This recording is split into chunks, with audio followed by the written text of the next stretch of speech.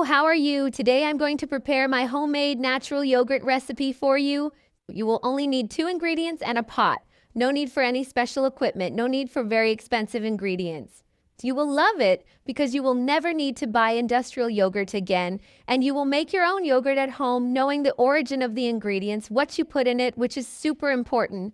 It's very easy, there's really no mystery, and I'll give you some tips to make the recipe even tastier. Stay until the end, you won't want to miss it. Let's start our recipe, remembering that there are only 2 ingredients, but the correct proportions are down here. The first thing we need is milk, so a tip I give you is that I'm going to use whole milk here because I want it to have a slightly thicker consistency.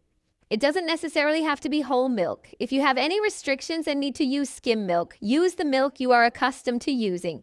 Cow's milk, or it can be goat's milk. It can be from the animal you are used to consuming, but it will have to be animal milk in this case. For this recipe here, it's animal milk indeed. I'm using whole cow's milk. If you want to use skim milk, as I mentioned, you can do it, but the consistency of the yogurt will be a bit thinner, which isn't entirely bad. It's really a matter of what you're used to and what your needs are regarding your health. Everyone has their own preferences and needs.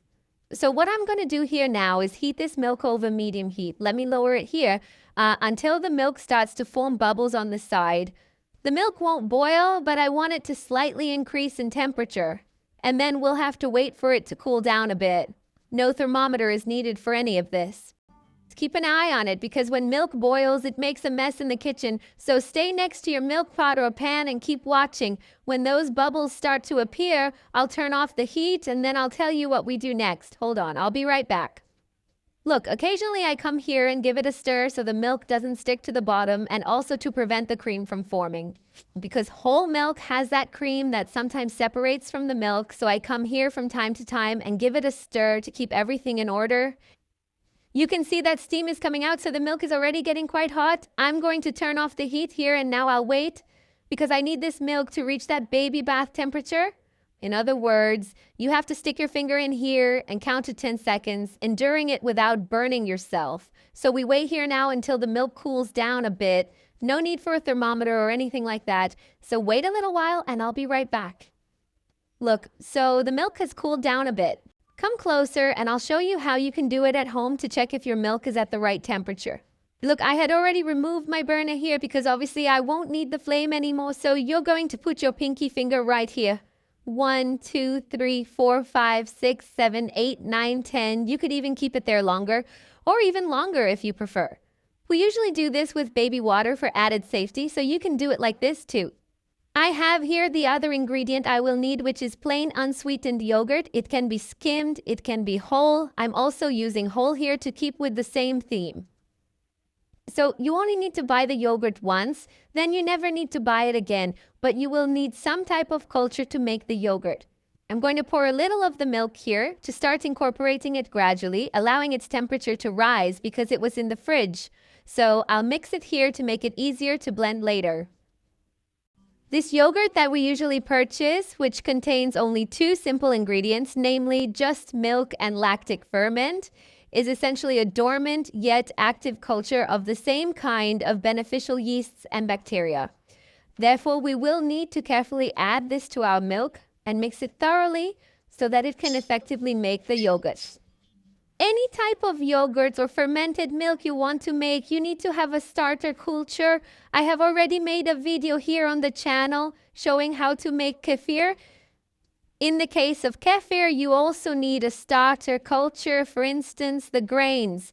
And in the case of yogurt, you will either use this store-bought packaged yogurt you previously purchased before, or you buy the sachets of lactic ferment to make this mixture here. And now we have to wait for it to ferment, really, because it's a type of fermentation.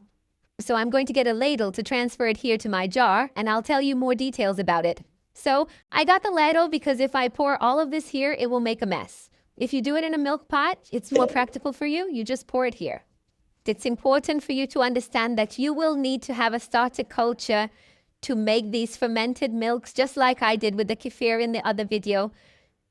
And now we will have to wait for this yeast to wake up and ferment the milk. And that's why I mentioned at the beginning that to make yogurt, you need animal milk because you need the lactose that's in here as it will be the food for this yeast. And it will digest part of this lactose, the sugars naturally present in the milk, and will form that consistency that we know from natural yogurt. I will just leave this covered right now. I will finish filling it here. I will leave it covered, and you have a few options. If where you live is a more temperate or warmer place, you can simply cover it safely, put it in a securely covered container like I'm going to do here. I'll show you better. And you can leave it inside a cabinet or even a drawer, somewhere similar to that if you live in a warmer city. If you don't live in a city that is that warm, not where you are watching the video and so on, there are some tips you can follow.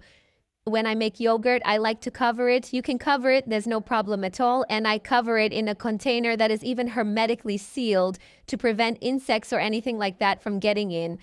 And then ideally, you should place it in a dark, closed place. Like I mentioned, it can be inside a cabinet, somewhere like that. Or you can do the following. You can take a cloth like a dish towel and wrap it around the container here. I made a bit of a mess here, so I'll clean it before wrapping.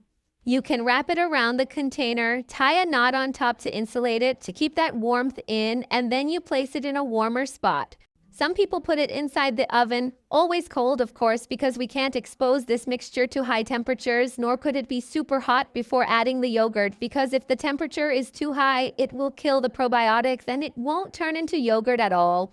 So I'm going to clean up here and show you how to tie it so you can understand. Come here. So I already have my milk prepared here with the yogurt at the right temperature. I'm going to tie a knot here on top, but it's just a knot to keep it closed, and another one here as well.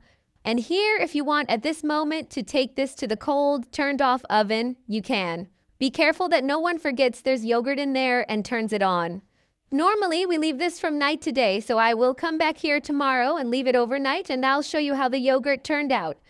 And then I'll give you some ideas on how to serve it, ideas on how to enhance it, and I'll give you a tip so you never have to buy yogurt again in your life. So hold on, because in a little while, tomorrow in this case, I'll come back with it ready and give you those other tips. So coming back here with our yogurt, which I made yesterday for you, recapping, mine ended up staying for about 7 hours and I left it inside the oven. I heated the oven just a little for about 10 minutes just to make it warmer, turned off the oven and then put it inside. So I waited the 7 hours and after that I put it in the fridge to let it rest there. And now I'm going to show you how it turned out. Come here so I can show you better how it looks. And I'll show you the consistency with our spoon so you can better understand the perfect yogurt consistency. Look at this. See how perfect it is. Make it at home and you'll love it and won't need to buy industrialized yogurt ever again. I'm going to serve it now so we can taste it to try our yogurt. Look at the consistency. It's really good.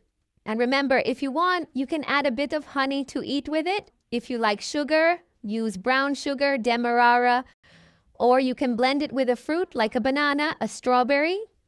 Tell me here, how are you going to consume this yogurt? How do you usually consume it in your daily life? I'm going to prepare my yogurt cup here and try it right away. Look, I'm going to add some fruits, a bit of banana on top to eat with my yogurt. If you want, you can also add another fruit like I mentioned, and I'm going to add a bit of honey. Of course, this is optional. If you don't want to, you don't have to. And remember, since this yogurt here is without sugar, without sweeteners, without anything, it's neutral. So if you also want to cook with it, it works really well. I'll show you now how its consistency looks on the spoon. Make it at home. Everyone will love it. Let's taste it. I'm going to eat it plain right here now. The flavor is very mild. It's not sour. Actually, it's just a little sour. It's very pleasant, very mild. The whole family will like it. The kids, it's wonderful. Make it and you'll love it. See you next time.